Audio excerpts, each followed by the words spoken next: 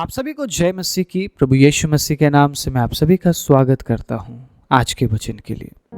परमेश्वर के अजीजों, आज एक ऐसा विचार मैं आपके बीच में लेकर आया हूं। परमेश्वर के वचन से मैं कुछ गहरी बात आपको याद दिलाना चाहता हूं। कई बार आप असमंजस में पड़ जाते हैं और आप सोचते हैं ये जो परिस्थिति मेरी चारों ओर है ये क्यों है, क्यों मैं इन परिस्थितियों से घिरा हूं, क्यों मुझे इन हालातों से होकर गुजरना पड़ रहा है। आप वचन पढ़ते हैं, वचन में लिखा है कि परमेश्वर आशीष देते हैं, प्रभु सुरक्षा देते हैं, प्रभु चंगाई देते हैं। लेकिन उस वचन को पढ़ने के बावजूद भी आप कई बार ऐसे परिस्थितियों से घिर जाते हैं जहां पे आपको मदद नहीं मिलती, जिस परिस्थिति में आपको ऐसा लगता है कि परमेश्वर आपके साथ नहीं है, जिस परिस्थिति में आपको ऐसा लगता है कि आप अकेले हैं और शायद आप आगे नहीं चल पाएंगे, आप आगे नहीं बढ़ पाएंगे। अगर ऐसे विचारों के साथ आप जूझ रहे हैं, आप असमंजस में हैं कि मुझे क्या करना चाहिए, क्या वाकई में परमेश्वर मेरे साथ है, क्या वाकई में परमेश्वर अपने वायदे के अनुसार मेरे जीवन में कार्य कर रहे हैं। अगर आप जानना चाहते हैं, आज के मैसेज को प्रार्थना पूर्वक सुनिएगा, क्योंकि ये जो वचन है परमेश्वर की ओर से मुझे मिली है, मैं आपके बीच में रखना चाहता हूँ। और पिछले कई साल से जब मैं उस परमेश्वर की सेवा करता हुआ आया हूँ, मैंने उस परमेश्वर के अद्भुत कामों को देखा है, मैंने अलग अलग परिस्थितियों को देखा है और मैंने यही सीखा है कि हर परिस्थिति में परमेश्वर हमारे साथ है। लेकिन आपको ऐसा क्यों लग रहा है कि परमेश्वर आपके साथ नहीं है? मैं जरूर आपके साथ बांटना चाहूंगा। हम निकालेंगे मत्ती का किताब 4 अध्याय, उसके पहली आयत से जब आप पढ़ना शुरू करते हैं। यीशु मसीह ने जैसे ही बपतिस्मा लिया, बपतिस्मा लेने के बाद तुरंत यीशु को परीक्षा में जाना पड़ा, परीक्षा से होकर गुजरना पड़ा, टेस्ट किया गया। यीशु मसीह का टेस्ट करने वाला कौन था? सुनिएगा। तब आत्मा यीशु को जंगल में ले गया ताकि इब्लिस से उसकी परीक्षा हो। यीशु मसीह जंगल में क्यों गए? क्या कारण था यीशु का जंगल में जाने का? अगर आप वचन पढ़ते हैं तो आप समझते हैं। पढ़िए इस वचन को। यह वचन आपके जीवन के साथ मेल खाने वाला वचन है। बाइबल में कोई भी ऐसा वचन नहीं है जो हमारे जीवन के साथ मेल ना खाता हो। यीशु मसीह वो सब कुछ करके गए हैं इस संसार से जो आज हम कर रहे हैं। जिन परिस्थितियों से आज हम गुजर रहे हैं, हम ये नहीं बोल सकते हैं कि प्रभु मैं जिस परिस्थिति में हूं आप नहीं जानते उस परिस्थिति को। प्रभु यीशु मसीह पता है आपसे क्या कह रहे हैं? मैंने उससे भी बढ़कर सहा है जब मैं इस संसार में था। आप ये नहीं बोल सकते हैं कि प्रभु मेरी परिस्थितियों का आप नहीं जानते। परमेश्वर के प्रिय लोगों, उन हर एक हालातों से हमारा प्रभु होकर गुजरा है। इसीलिए यीशु क्यों कहते हैं मैं तेरे हर हालात में तेरे साथ हूं, क्योंकि यीशु मसीह जानते हैं हमें किन किन रास्तों से होकर गुजरना पड़ेगा। वो गुजर चुका है, वो सह चुका है, उसने हार नहीं मानी। यही आज मैं आपको बताना चाहता हूं। अगर यीशु मसीह की परीक्षा की गई, अगर वो परमेश्वर थे, फिर भी अगर वो शरीर में रहते हुए उस परीक्षा में वो स्थिर रहे, हमें भी स्थिर रहना बहुत जरूरी है। परमेश्वर के अजीजों, अगर आप सच्चे विश्वासी हैं, अगर आप यीशु मसीह के वचनों में चल रहे हैं, अगर आप प्रभु यीशु मसीह के आज्ञाओं में चल रहे हैं, आपकी परीक्षा की जाएगी, आपकी परीक्षा की जाएगी। वो परीक्षा कब आपके जीवन में आएगी आपको नहीं पता, लेकिन आपको परखा जाएगा, आपको परखा जाएगा। विश्वास परखा जाएगा, आनंद समझो। सुना है आपने गाना? शैतान तुमको डराएगा, आनंद समझो। अगर वो शैतान, वो इब्लिस यीशु के पास जाकर यीशु की परीक्षा कर सकता है, वो इब्लीस हमारी भी परीक्षा करेगा। अगर वो यीशु मसीह को लालच दे सकता है, यीशु मसीह के साथ वचनों से बात कर सकता है, वो आपके पास भी आएगा। लेकिन उस समय आप उस इब्लीस से कैसे निपटते हैं, ये परमेश्वर देखना चाहता है। यीशु मसीह जंगल में थे, 40 दिन 40 रात इब्लीस उसको अलग अलग तरीके से जांचता रहा और आखिर में 3 तरीका उसने सबसे बड़ा अपनाया, आजमाया यीशु मसीह पर। यीशु को कहा, पत्थर को कह दे कि रोटी बन जाए। यीशु मसीह ने कहा, मनुष्य केवल रोटी से नहीं बल्कि परमेश्वर के मुंह से निकले हुए वचन से भी जीवित रहेगा, जीवित रह सकता है। ये कोई बड़ी बात नहीं है। और यीशु मसीह ने साबित भी कर दिया था, 40 दिन 40 रात शरीर में होकर जीवित रह के दिखा दिया, क्योंकि परमेश्वर की उपस्थिति प्रभु यीशु मसीह के साथ थी। और हम देखते हैं संसार में बहुत से ऐसे लोग हैं जिन्होंने इस टेस्ट को पूरा किया, 40 दिन 40 रात वो बिना पानी बिना खाना के भी जीवित रहे। लोगों ने किया है। यीशु ने कहा, अगर लोग परमेश्वर के वचन को सुनते हुए जीवित रहने की कोशिश करते हैं तो वो जीवित रह सकते हैं। मैंने साबित किया है। शैतान वहां पे हार गया। दूसरी बार शैतान कहता है कि मंदिर के कंगूरे पर खड़ा करके यीशु से कहता है, अपने आप को नीचे गिरा दे, अपने आप को नीचे गिरा दे। और उसके बाद पता है वो क्या कहता है, लिखा है वो तेरे विषय में अपने स्वर्गदूतों को आज्ञा देगा। अब ये शैतान परमेश्वर को परमेश्वर के वचन से ही बात कर रहा है, परमेश्वर के वचन से ही यीशु मसीह को आज्ञा दे रहा है कि वचन में लिखा है ना, उससे पता है वचन में क्या लिखा है। आप समझ रहे इस बात को? कई बार आप सोचते ना कि मुझे बहुत ज्यादा वचन आता है। शैतान भी जानता है वचन और वो थरथराता भी है, लेकिन वो शैतान क्यों है पता है? वो वचन को अपनाता नहीं है। उसने पढ़ा है, वो जानता है कहां पे क्या लिखा है, और उन्हीं वचन को कई बार परमेश्वर के लोगों के सामने आके वो इस्तेमाल भी करता है और लोग भरमाए जाते हैं। सुनिए इस बात को, लोग भरमाए जा रहे हैं। लोग इस वचन को पढ़ते हैं, अपनाते नहीं है, इसलिए शैतान आके उन वचनों को इस्तेमाल करके लोगों को भरमा रहा है। और वो यीशु मसीह के पास भी यीशु को भरमाने गया और ये बोलने गया कि परमेश्वर की परीक्षा कर। यीशु ने फिर से वचन इस्तेमाल किया। यीशु मसीह ने कहा, तू प्रभु अपने परमेश्वर की परीक्षा मत कर।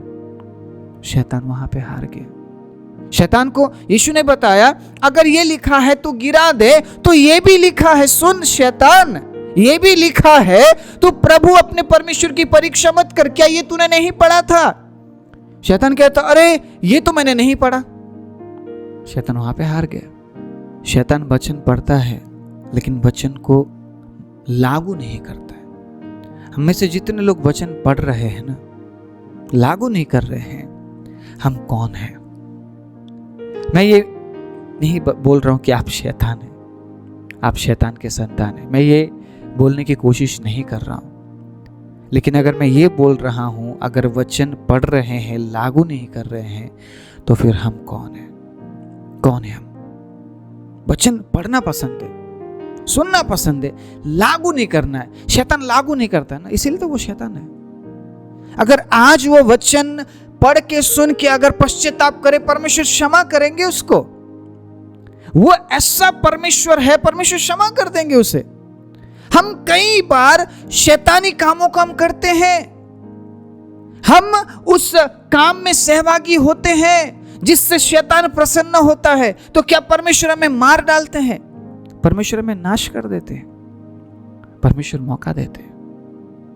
अगर इब्लीस शैतान अगर वचन को सिर्फ पढ़े ना, सुने ना, अगर मानना चाहे, अगर उस वचन को लागू करे ना, परमेश्वर उसे भी क्षमा करेगा, उसे अनंत मृत्यु नहीं देगा। लेकिन शैतान, पता है शैतान क्यों है?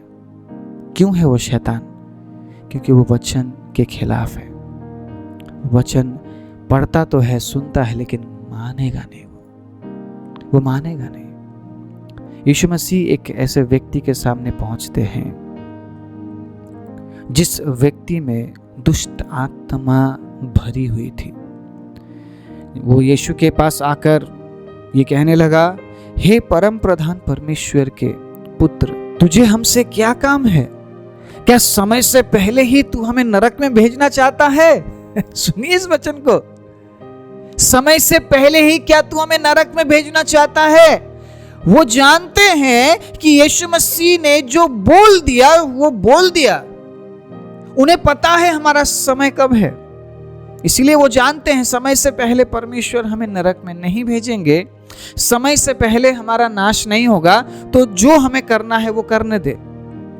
यीशु ने कहा, तू इससे निकल जा, इससे निकल जा। तो दुष्ट आत्माओं ने यीशु से विनती की। क्या लिखा है? दुष्ट आत्माओं ने प्रभु यीशु से विनती करके कही कि हमें प्रभु सुअरों में जाने दे। एक सुअरों का झुंड वहां पे था। अब ये जो दुष्ट आत्मा ये विनती भी करते हैं और परमेश्वर सुनते भी हैं उनकी विनती, क्योंकि वो विनती सुनने वाला परमेश्वर है। हालेलुया।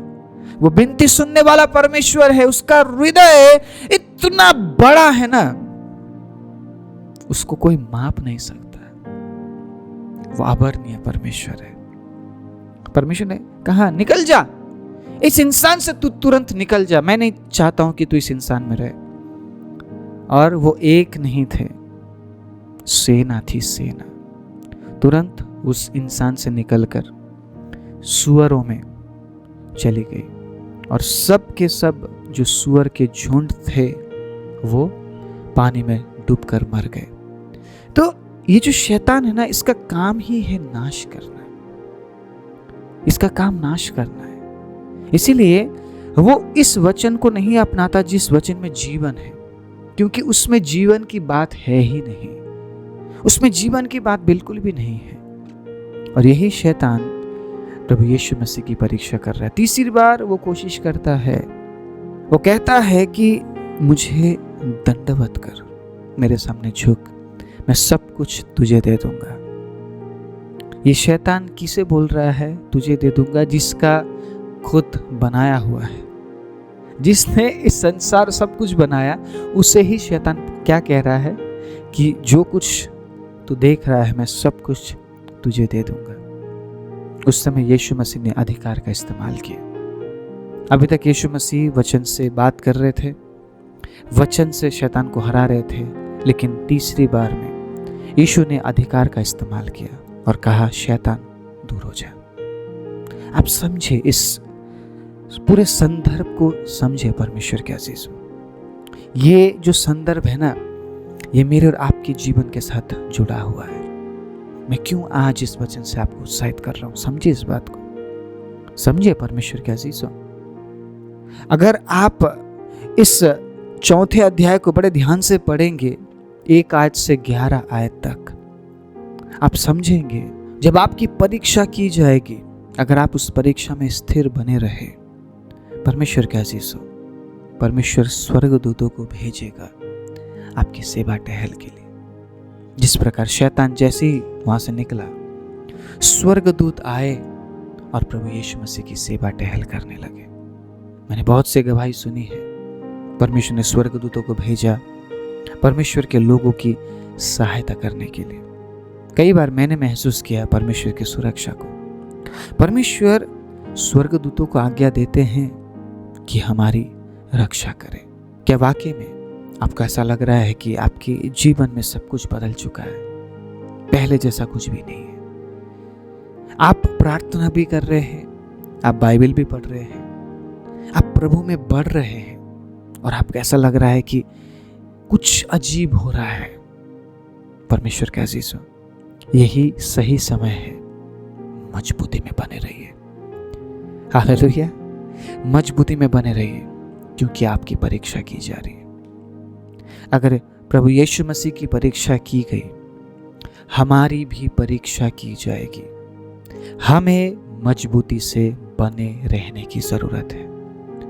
परमेश्वर के अजीजों, मैं आज आपको उत्साहित करता हूं, अगर आप उस परीक्षा में स्थिर रहे, अगर आप उस टेस्ट में स्थिर रहे, शायद आप कुछ चीजें खो भी देंगे। आप सुनिए मेरी बात, शायद कुछ चीजें आप खो देंगे जिस प्रकार अय्यूब ने खो दिया। मैं ये नहीं बोल रहा हूं जो अय्यूब ने खोया वही आप खोएंगे, कुछ चीजें शायद आपके हाथ से निकल जाएंगी, क्योंकि परमेश्वर जब जांचता है वो सारी बुरी बातें हमसे दूर करता है, वो हमें खरा बनाता है, प्योर बनाता है। हालेलुया। प्रभु की उपस्थिति के लिए मैं परमेश्वर का धन्यवाद करता हूं। Praise the Lord. हालेलुया। वो आपको साफ करता है, वो आपको तैयार कर रहा होता है।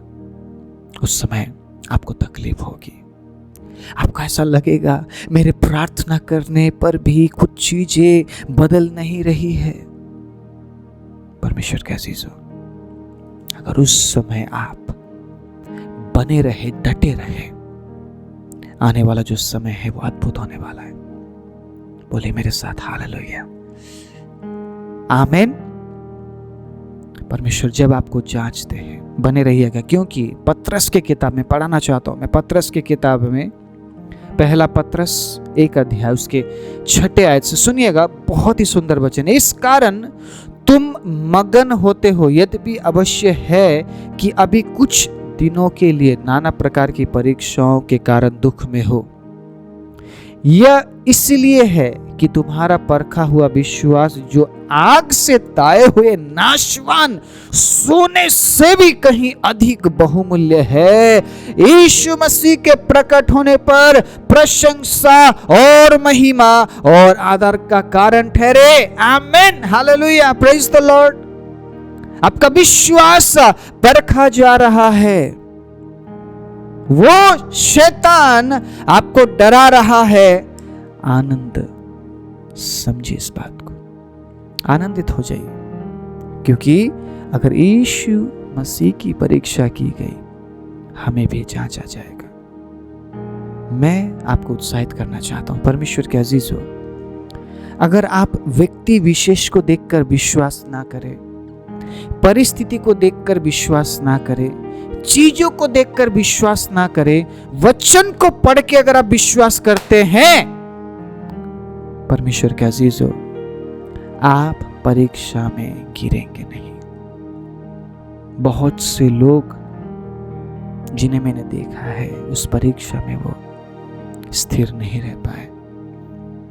मैं ये नहीं कहूंगा कि सबके जीवन में एक ही प्रकार की स्थिति होगी, परिस्थिति होगी। अलग अलग प्रकार की परिस्थिति आ सकती है आपके जीवन में, लेकिन क्या आप तैयार है उस परिस्थिति में बने रहने के लिए? क्या आप स्थिर रहेंगे? क्या उन परिस्थितियों को आप वचन के साथ सामना करेंगे? ये आज मैं आपसे पूछना चाहता हूं। परमेश्वर आपको जांचेगा 110%। ये मत बोलिएगा कि प्रभु मुझे मत जांचिए। अगर आप इस प्रकार की प्रार्थना कर रहे हैं, इसका मतलब आपके अंदर डर है कि जब आपको जांचा जाए तब आप हार जाएंगे या आप फेल हो जाएंगे, क्योंकि आप तैयार नहीं हैं। कभी भी वो आपको जांच सकता है, वो टेस्ट ले सकता है आपका विश्वास सच्चा है या नहीं, वो टेस्ट ले सकता है। आपका उद्धार का जीवन वाकई में सही है या नहीं, वो टेस्ट ले सकता है।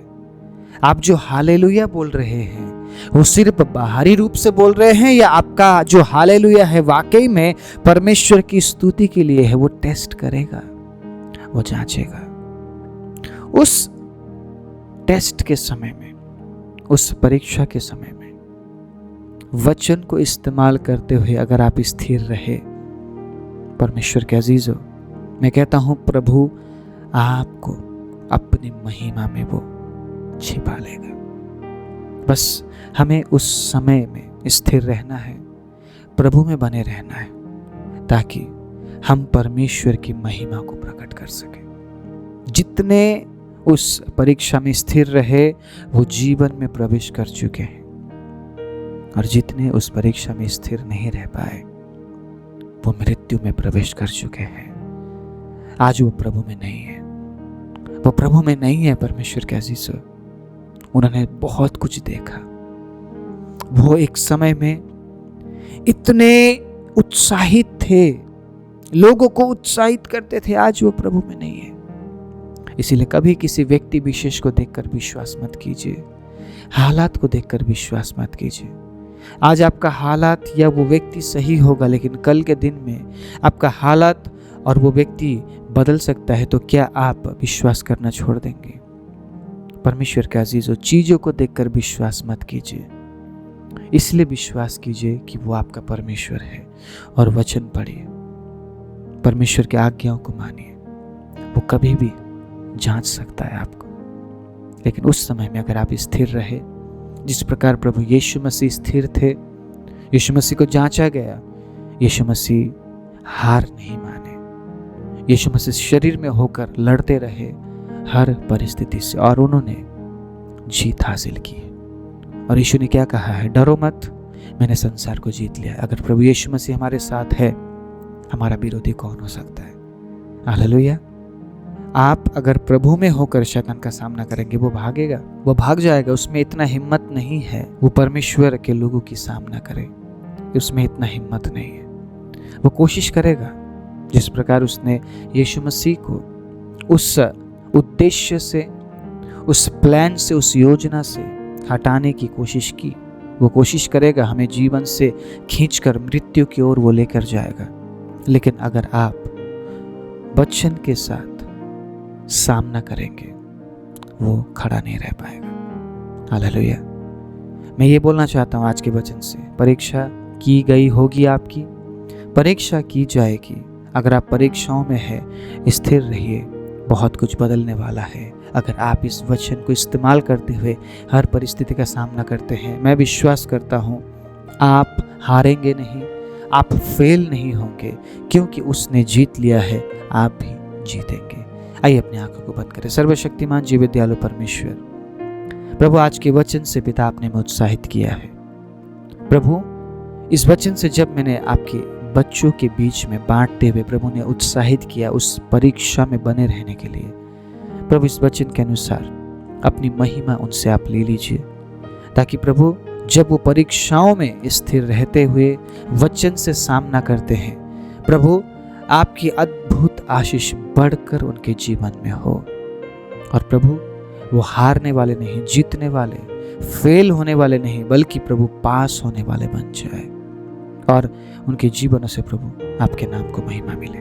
सारी महिमा, आदर, इज्जत, सलाह आपको देते हुए यीशु मसीह के नाम से मांगते हैं, आमीन।